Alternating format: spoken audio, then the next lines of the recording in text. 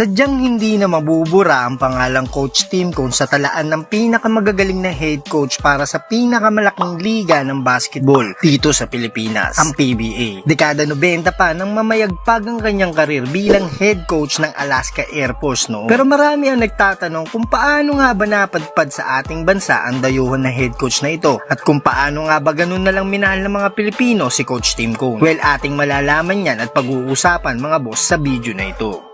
Nagsimula ang kwento mga boss sa state ng Oregon sa USA kung saan pinanganak at lumaki si Earl Timothy Cone o mas kilala natin ngayon na Coach Tim Cone. Sa edad niyang 9 years old ay nag-migrate ang kanyang buong pamilya dito sa Pilipinas dahil dito nakakuha ang kanyang ama ng trabaho sa isang laging industry sa May Baler, Aurora. Dito niya itinuloy ang kanyang pag-aaral sa elementarya bago siya lumipat sa International School Manila para sa kanyang high school. Well, kasabay na rin dito ang paglalaro niya ng basketball sa nasabing paaralan. Pagtuntong niya ng 18 ay agad siyang bumalik ng Amerika para mag-aral ng kolehiyo at tinuloy ang kanyang pagiging varsity para sa Menlo College sa California. Dahil alam niya mga boss na nandito sa Amerika ang oportunidad para maging isang sikat na basketball player. Subalit ang lahat ng ito ay nagbago na ang sport na kanyang minahal ay bigla na lang niyang tinalikuran. Nabanggit niya ito sa isang interview na isang umaga daw pagkagising niya ay parang nawalan na lang siya ng ganang maglaro ng basketball. Kaya wala pang isang taon sa Menlo College ay naisipan niyang lumipat sa George Washington University. Dito ay mas pinagtuunan niya ng pansin ng kanyang pag-aaral. Nang makagraduate ay agad siyang nagtrabaho sa isang bangko sa San Francisco bago siya bumalik sa Pilipinas sa edad niyang 24. So paano nga ba nangyari na ang isang dayuhan at empleyado ng bangko ay naging isang head coach ng isang basketball club sa PBA? So ito na nga mga boss, noong 1989 dito ay na-involved na siya sa PBA para maging isang sports analyst. Makalipas ang ilang buwan, matapos magbitiw ang head coach ng Alaska Air Force ay siya ang napiling humalili dito bilang head coach. Dito ay naging player niya ang dynamic duo na kung tawagin noon ay Bruce Brothers na binubuo noon nila Yoyoy Villamin at Ricky Relosa. Makalipas ang isang taon ay nadala niya ang Alaska Air Force patungong finals ng 1990 PBA Third Conference. Dito nga ay nakauna agad sila ng dalawang sunod na panalo. Subalit pinasarap lang pala sila ng Pure Foods matapos silang patabain sa Game 5 ng finals.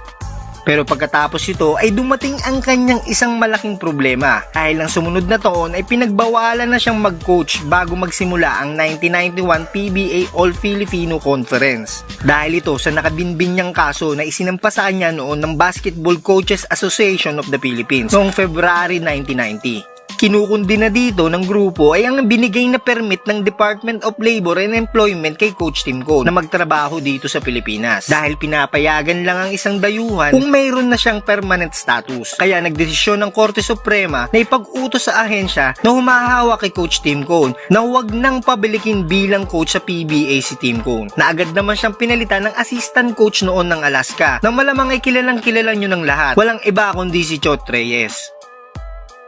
Pero agad din naman siyang nakabalik sa pagko-coach ng taon na yon. Yan ay matapos magkaroon siya ng permanent status sa Pilipinas.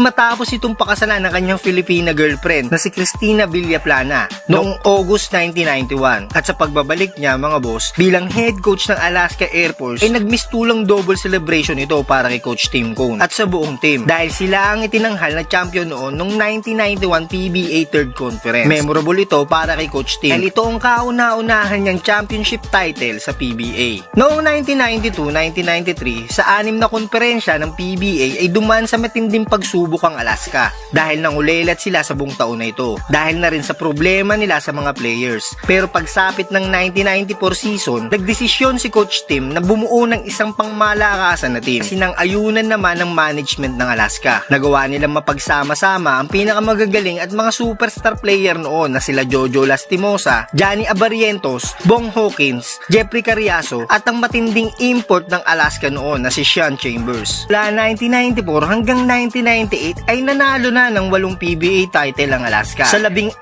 nitong konferensya. Pero ang pinakamatindi dito mga boss, noong 1996 tapos nga silang manalo ng Grand Slam, becoming a third franchise and a fourth team to win a Grand Slam sa history ng PBA. Dahil sa tindi ng impact ni Coach Tim ay naituring pa siya noon na pinakamagaling na head coach ng liga.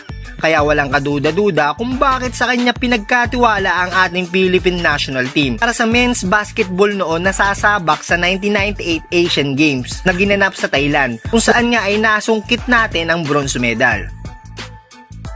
Patapos ang 22 taon sa serbisyo ni Coach Tim Cone sa Alaska na nabigyan niya ng 13 kampyonato, ay binitawan na rin siya nito noong 2011. Dito ay napunta naman siya sa BMEG Llamados, kung saan ay nagkasama ulit sila ng kanyang mga former players noon sa Alaska na sila Johnny Abarientos at Jeffrey Carriazo bilang kanyang assistant head coach. Well, sa franchise na ito ay pinakita pa rin ni Tim Cone ang kanyang bangis bilang head coach na umambag lang naman siya dito ng 5 kampyonato. Dito rin niya nakuha ang kanyang pangalawang PBA Grand Slam noong 2014 na siya pala ang nakakagawa nito, at natitiyak ko na mahirap nang mabreak ang record na ito sa PBA.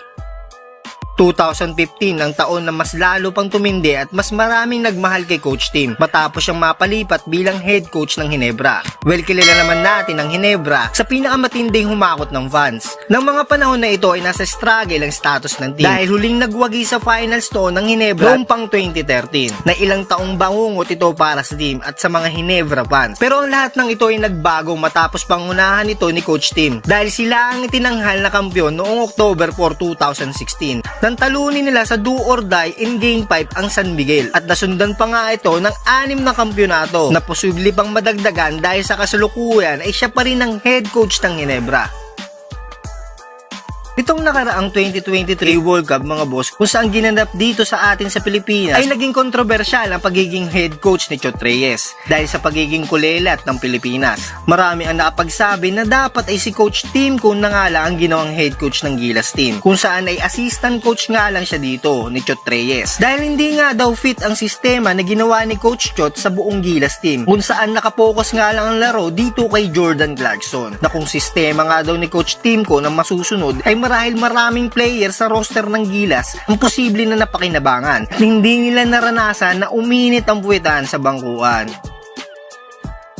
Well, at napatunayan naman yan, mga boss, matapos ang World Cup nang muling sumabak ang ating Gilas sa 2023 Asian Games hosted by China. Si Coach Tim Cone na nga ang hinirang na magtimon sa ating national team matapos magbitiw si Coach Chot bilang head coach. Tila nagkatotoo ang sabi sa hula at nagdilang anghel ang mga supporters ni Coach Tim dahil nakuha ng Pilipinas ang gintong medalya na huli pa nating napagtagumbayan noong 1962 Asian Games dahil yan sa dedikasyon ng mga player at puso sa laro. Samahan mo ba ng napatikin na sa pagiging head coach na si Tim Cone?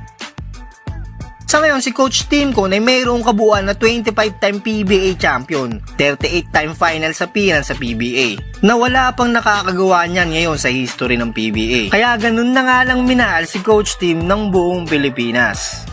So yan lang muna ang video natin sa ngayon, mga boss. At bago nga tayo magtapos ay huwag niyong kalimutan na mag-like, comment at subscribe para maging updated ka sa mga kwentong basketball gaya nito.